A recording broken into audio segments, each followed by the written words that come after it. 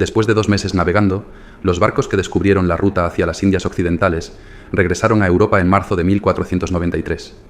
En la Española, la Santa María quedó destruida y convertida en un fuerte. El 6 de enero, 2 días después de dejar las Indias, la Pinta y la Niña se reunieron brevemente antes de separarse nuevamente debido a una tormenta. La Pinta llegó a Bayona, en Galicia, mientras que Colón a Lisboa. La noticia tuvo un impacto enorme. Aunque aún no se había reunido con los reyes, todas las cortes europeas ya conocían el descubrimiento de una ruta occidental a las Indias. El almirante escribió a los reyes informándoles del descubrimiento y expresando su intención de presentarse en la corte. Los reyes respondieron rápidamente. El 30 de marzo, apenas 2 semanas después de la llegada de Colón a Palos, Isabel y Fernando, en ese momento en Barcelona, instruyeron a Colón para que preparara una nueva expedición en Sevilla antes de viajar a la corte, de modo que los trabajos avanzaran mientras él se dirigía a la reunión. El viaje de Colón por España fue espectacular. Decidió ir de Sevilla a Barcelona por tierra. Una colorida comitiva partió de Sevilla con 6 indios taínos, jaulas de papagayos, carromatos con plantas exóticas y cofres de oro americano. A finales de abril, Colón llegó a Barcelona. El recibimiento fue magnífico. Toda la corte, encabezada por los reyes y el príncipe heredero Juan, esperaba al almirante. Isabel y Fernando se levantaron al verlo llegar y tras besarles las manos, lo invitaron a sentarse en un escabel frente a ellos, un honor reservado solo para los más grandes del reino. Colón entendió que era su gran oportunidad y la aprovechó al máximo. Ante los reyes, pronunció un discurso lleno de emoción que los conmovió profundamente. Habló con tal intensidad sobre el descubrimiento y la evangelización que los reyes se arrodillaron llorando. Los cantores de la capilla real entonaron el Te Deum. El almirante estaba en la gloria. Los reyes confirmaron todos sus títulos, almirante, virrey y gobernador, y lo nombraron capitán general de la próxima expedición. Además, le otorgaron el derecho a usar el sello real y otros privilegios importantes como el derecho a alojarse con 5 sirvientes en cualquier lugar pagando solo su comida. Un hecho particularmente significativo fue el bautismo de los indios taínos que Colón había traído. Los propios reyes y el príncipe Juan actuaron como padrinos. Se dice que Colón donó a la Catedral de Barcelona las piezas de oro traídas de las Indias con las cuales se fabricó un cáliz que permaneció allí hasta el siglo XIX, cuando fue saqueado por los franceses de Napoleón. El descubrimiento de Colón también trajo consecuencias menos agradables. El rey de Portugal cuestionó la toma de posesión de las Indias y reclamó esas tierras para su reino. Sin embargo, España tenía otra interpretación. El conflicto se resolvió mediante la autoridad papal que en esa época actuaba como árbitro en disputas internacionales. El rey Fernando recurrió al Papa y en mayo de 1493, el Papa Alejandro VI, el español Rodrigo de Borja, emitió una bula llamada Inter Caetera, que trazaba una línea vertical imaginaria de polo a polo. Al este de esta línea, las tierras serían para Portugal. Al oeste, a 100 leguas de las Azores y Cabo Verde, las nuevas tierras serían para España. Aunque el rey de Portugal no quedó completamente satisfecho, la bula apoyaba las aspiraciones españolas y tuvo un efecto inmediato. España se volcaría en las Indias. En el verano de 1493, Cristóbal Colón regresaba a Sevilla listo para un segundo viaje a las tierras recién descubiertas, donde aguardaban los españoles, que habían quedado en el Fuerte Navidad. Al llegar, encontró todo preparado para zarpar gracias a Fonseca, el capellán real, un clérigo de extraordinaria inteligencia y diligencia, encargado por los reyes, para organizar el viaje y controlar todo lo que ocurriera al otro lado del océano. Rodríguez de Fonseca fue uno de los pocos que apoyaron a Isabel durante la lucha por el trono y su lealtad fue generosamente recompensada, ganándose la confianza de Isabel y Fernando. Desde este momento comenzaría una lucha de poder entre Colón y Fonseca. Mientras Colón aspiraba a ser el amo del Nuevo Mundo, Fonseca trabajaba para que todo el protagonismo permaneciera bajo el control directo de la corona. Fonseca no apareció por azar. Fue uno de los numerosos agentes que los reyes católicos, especialmente Fernando, colocaron cerca de Colón para vigilarlo. Fernando, consciente de la naturaleza humana, temía que el deseo de gloria llevara a Colón a actuar fuera del control de la corona. Por ello llenó la segunda expedición con hombres cuya lealtad era incuestionable. Liderando la parte religiosa estaba el franciscano Bernardo de Boil, asistido por Ramón Pané.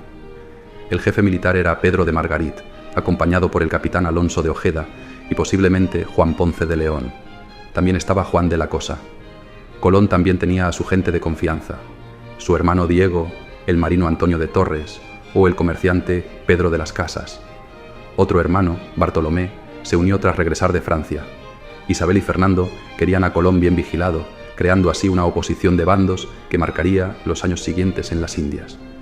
En Cádiz, Fonseca organizó una gran flota, 17 barcos, 5 naos y 12 carabelas, con unos 1.500 hombres, incluyendo 20 caballos y albañiles, para asentarse en el Nuevo Mundo. El 25 de septiembre de 1493, la flota zarpó. La capitana se llamaba Santa María como su predecesora, y la niña repetía el viaje. La armada llevaba una orden del Papa para evangelizar a los indígenas. Además de la evangelización, Colón tenía proyectos geográficos y comerciales concretos. Convencido de haber encontrado la ruta occidental a las Indias y buscando llegar a la India y Catay, lo que hoy es China, los hombres a bordo compartían el sueño de abrir nuevas rutas comerciales en una tierra llena de posibilidades. El entusiasmo en esos 17 barcos debía ser palpable. La flota tomó una ruta diferente al primer viaje, dirigiéndose al suroeste en lugar del oeste. En poco más de un mes y medio los barcos avistaron tierras desconocidas, descubriendo el archipiélago de las Pequeñas Antillas. El día 27, los barcos ya bordeaban la Española buscando el fuerte Navidad, construido con los restos de la Santa María. Al llegar, encontraron el fuerte destruido y a todos los hombres muertos. El cacique Guacanagarí, el amigo que los españoles habían dejado en la isla, relató la catástrofe. El paraíso se había convertido en un infierno. Aunque la mayoría de los taínos eran pacíficos, Colón había encontrado tribus hostiles en el Golfo de las Flechas. Indios tiznados de negro, armados con macanas y arcos, posiblemente caribes, que eran muy diferentes a los pacíficos taínos. Los ciguayos, liderados por el cacique ciguayo, eran especialmente agresivos. Colón, impresionado por las diferencias, pensaba que eran pueblos distintos, aunque todos eran taínos. Los 39 hombres que quedaron en la isla empezaron a pelear entre ellos mismos, dividiéndose en grupos. Unos fueron a buscar oro, pero el oro estaba en las tierras del cacique ciguayo Caonabó, cuyos hombres ya tenían cuentas pendientes con los españoles. Los desafortunados no sobrevivieron. Caonabó, astuto, vio que en el fuerte quedaban pocos hombres, unos 10, y una noche los atacó por sorpresa matando a todos. El cacique Guacanagarí contó a Colón más detalles de la catástrofe.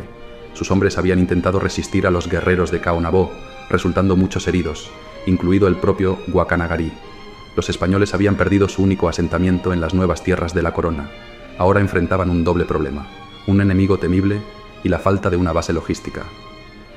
Era primordial establecer un nuevo asentamiento lejos de los ciguayos de Caonabó para evitar conflictos, pero cerca de los yacimientos de oro, del mar para un puerto, y de la montaña y la selva para disponer de caza. Además, debía estar cerca de las tierras de los indios, amigos de Guacanagarí. Los exploradores recorrieron la costa norte de la isla en busca del lugar ideal, pero encontraron tierras bajas y pantanosas, difíciles de defender. A mediados de diciembre, después de un mes de exploración infructuosa, los más de 1000 españoles de la flota empezaban a perder la esperanza. Los cielos se oscurecieron, y una tormenta cubrió el horizonte, pero esta resultó ser providencial. Empujados por la tormenta, los españoles buscaron refugio en un pequeño recodo de la costa y se quedaron asombrados. Aquel refugio improvisado era exactamente lo que necesitaban. Había un puerto natural perfecto, una peña para una fortaleza, una llanura fértil llena de vegetación, 2 ríos cercanos para el agua dulce y río arriba, según los indígenas, las famosas minas de oro del Cibao. Ese era sin duda el lugar ideal para fundar una ciudad. La tripulación desembarcó rápidamente todos los suministros. Era hora de trabajar, repartir los terrenos, trazar calles, ubicar plazas. Se destinó un lugar para la iglesia, otro para el hospital y otro para almacenar las municiones de la armada. Las edificaciones públicas, como la iglesia y el hospital, se levantaron con piedra y barro, al igual que la casa del almirante. Las demás viviendas se construyeron con ingenio, madera, paja, barro. Los restos arqueológicos revelan que no fue una tarea menor. Se construyeron 200 viviendas en poco más de un mes, durante diciembre de 1493. Así nació la primera ciudad española del Nuevo Mundo, llamada La Isabela en honor a la reina Isabel de Castilla. La preocupación era evitar que en La Isabela ocurriera lo mismo que en el Fuerte Navidad. Era crucial prevenir ataques indígenas y mantener la disciplina entre los expedicionarios. Se necesitaba un consejo de gobierno para garantizar el orden. Primero hacía falta un alcalde. El puesto fue para don Antonio de Torres, un marino y armador amigo del almirante, que había costeado personalmente varias naves en este segundo viaje a América. Colón nombró a su hermano Diego Colón para asistir al alcalde y controlar su gestión. Además, se necesitaba alguien cuya palabra tuviera peso de ley. Fray Bernardo de Boil fue nombrado cabeza del Consejo de Gobierno. A Bernardo de Boil, súbdito de la Corona de Aragón, le había sido encomendada la evangelización de las tierras descubiertas por Colón. Era necesario poner orden en todo aquello y predicar la cruz a los indígenas. El Papa Alejandro VI nombró a Fray Bernardo como vicario apostólico de las Indias, el primer vicario apostólico de América. Así comenzó la aventura americana de Fray Bernardo de Boil. Se embarcó con el almirante, llegó a la Española y se dispuso a evangelizar a los taínos. Entonces notó algo importante. Aunque hablaba varias lenguas, no podía entenderse con los nativos. Era necesario estudiar su lengua y comprender sus creencias. Aquí contó con la colaboración del Ramón Pané, que asistió a Fray Bernardo de Boil en la administración apostólica de la nueva sede, destacando por aprender la lengua de los taínos y estudiar su cultura en profundidad. Todo esto quedó reflejado en un libro, el primero, publicado en América. Relación acerca de las antigüedades de los indios. Un texto de gran importancia. Todo estaba listo para establecer la primera colonia española en el Nuevo Mundo, pero las cosas se torcieron rápidamente. En pocas semanas hubo motines, saqueos y conflictos con los indígenas. ¿Por qué? Hay diferentes versiones sobre este episodio. Los seguidores de Colón culpan a los hombres de Margarit, el jefe militar de la expedición. Pero Margarit y Fray Bernardo de Boil culpan a Colón, cuya ambición era conocida por todos. ¿Qué versión es la correcta? Quizás ambas en parte o ninguna en su totalidad. Intentemos reconstruir los hechos como realmente ocurrieron. Lo primero que hicieron los españoles una vez construida la Isabela fue asegurar la ruta hacia la región del Cibao, donde se encontraban los yacimientos de oro. Diego Márquez, inspector oficial de la expedición, marchó hacia allí, pero se perdió.